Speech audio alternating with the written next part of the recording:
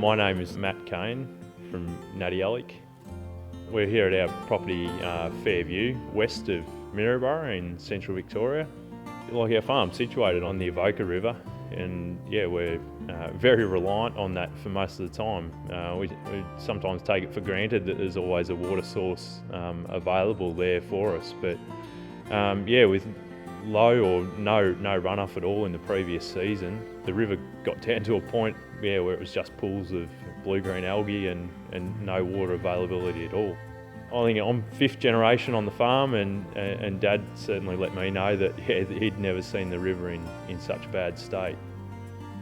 I actually sat down and did a spreadsheet on our actual dam capacity and how much water we had left.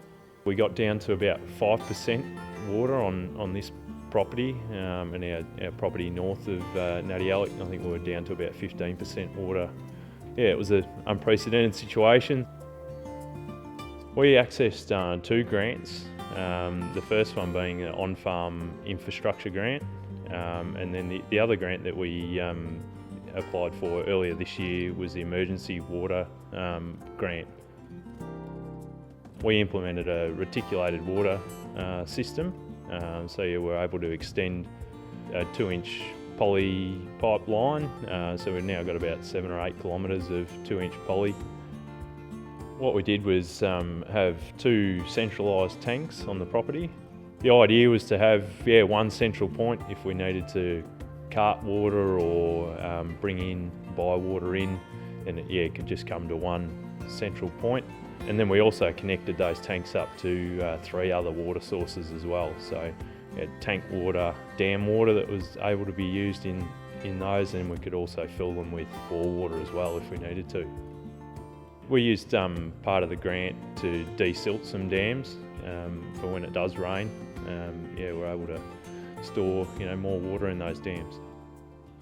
Most of the efficiencies come in time saving. One pump that we have to keep an eye on really, and we know that all the stock have got water.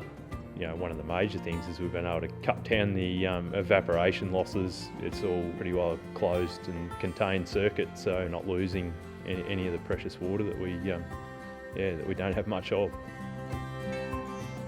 We learnt about the grants through the VFF, so we get a weekly, or I think it was a monthly newsletter from the VFF, and that just outlined that the grants were available. But look, amongst farmers, I think word of mouth is really important.